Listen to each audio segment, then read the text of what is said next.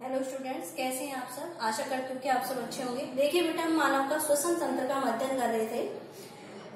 गैसों के आदान प्रदान के लिए मनुष्य के शरीर में श्वसन तंत्र पाया जाता है और ये जो श्वसन तंत्र है ये विभिन्न प्रकार के अंगों से क्या होता है, मिलकर के बना होता है।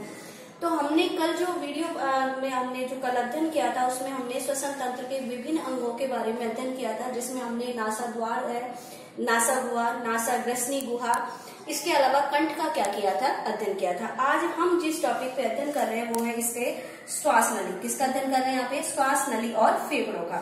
अब देखिए बेटा, श्वास नली यानी कंठ के बाद में एक लगभग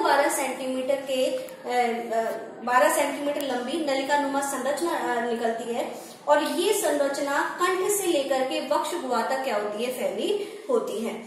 श्वसनी आगे जाकर के दो श्वसनिकाओं में क्या हो जाती है, विभक्त हो जाती है। मान जैसे ऊपर एक कंठ है और कंठ एक त्रिभुजाकार संरचना थी, कल हमने आपको बताया था, और कंठ के अंदर स्वर रज्जु पाए जाते हैं और इन स्वर रज्जु से क्या होती है, ध्वनि उत्पन्न होती है।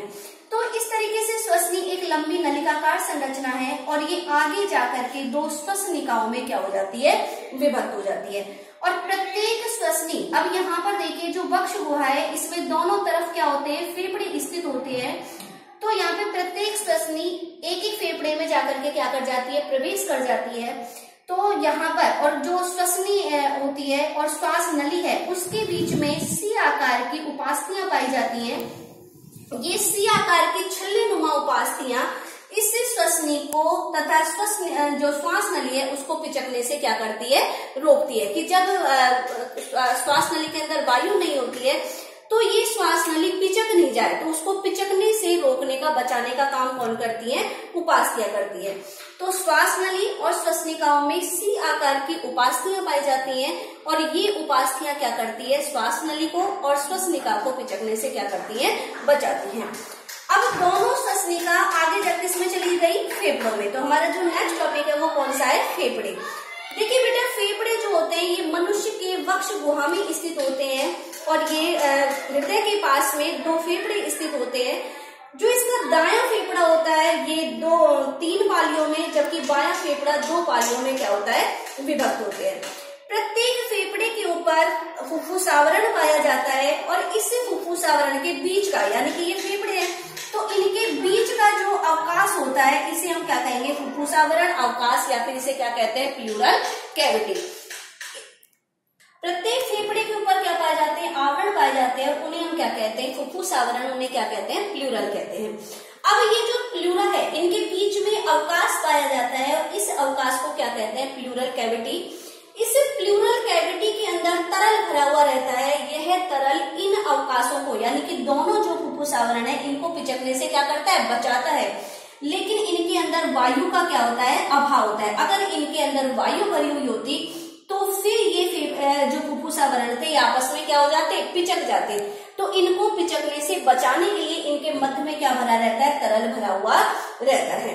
अब देखिए बेटा, जो फेफड़े हैं इनके अंदर ये श्वसनी जो आई थी, ये श्वसनी आगे जाकर के क्या हो जाती है, श्वसनिकाओं में विभक्त हो जाती है और श्वसनिका आगे जाकर के वायु कूपिका वाहिनी में क्या हो जाएगी, विभक्त हो जाएगी। इस वायु को, ये जो वायु कूपिका वाहिनी है ये आगे जाकर के वायु कूपिकाओं में खुलती है और इन वायु कूपिकाओं के अंदर क्या भरी रहती है, वायु भरी हुई रहती है। तो इस तरीके से जब ऑक्सीजन होती है वो इन वायु कूपिकाओं में आती है और वायु कूपिका से जो ऑक्सीजन है वो रुधिर के अंदर मिश्रित होकर के क्या करती है, शरीर के अंदर प्रवेश करती है। तो एक बार देखिए, श्वास नली लगभग 12 सेंटीमीटर लंबी नलिका नुमा संरचना है। यह कंठ से वक्ष गुहा तक फैली रहती है। वक्ष गुहा में ये दो श्वसनियों में विभाजित हो जाती है। श्वास नली व श्वसनी की भित्ति में शी आकार की उपास्थियां पाई जाती है। ये इन्हें पिचकने से क्या करती है, रोकती है। श्वसन मार्ग की भित्ति पर सुलेष्मा कोशिकाएं व पक्षमावी कोशिकाएं पाई जाती हैं। ये गर्म वायु को ठंडा करने व दूषित वायु को छानने का काम करते हैं। यानी कि सुलेष्मा जब नासा द्वार के द्वारा जब गर्म वायु श्वास नली में प्रवेश करती है तो ये सुलेष्मा से जाकर के क्या करती है, टकराती है और वहां जाकर के क्या हो जाती है, ठंडी हो जाती है। इसके अलावा जब बाह्य वातावरण से दूषित वायु हमारे शरीर में प्रवेश करती है तो कुछ दूषित वायु में से जो गंदगी होती है उसको रोकने का काम तो कौन करते हैं, हमारी नासा गुहा में जो रोग है वो ही रोक लेते हैं।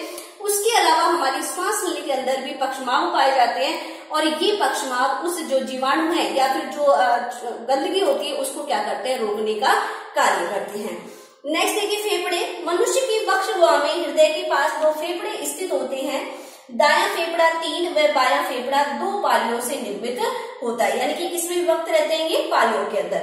प्रत्येक फेफड़े को 2 फुफ्फुस आवरण घेरे रहते हैं। इनके मध्य के अवकाश को प्लूरल कैविटी कहते हैं।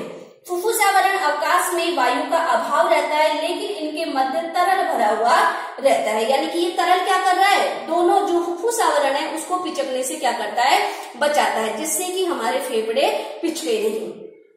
मानव के प्रत्येक फेफड़े में एक श्वसनी प्रवेश करती है और फेफड़ों के अंदर अनेक श्वसनिकाओं में क्या हो जाती है, विभाजित हो जाती है। श्वसनिकाएं वायु कूपिका वाहिनी में उपविभाजित हो जाती है और ये वायु कूपिका वाहिनी वायु कूपिकाओं में खुलती है। तो इस तरीके से हमने आज जिस अंगों का अध्ययन किया है वो कौन कौन से थे, श्वास नली और फेफड़े।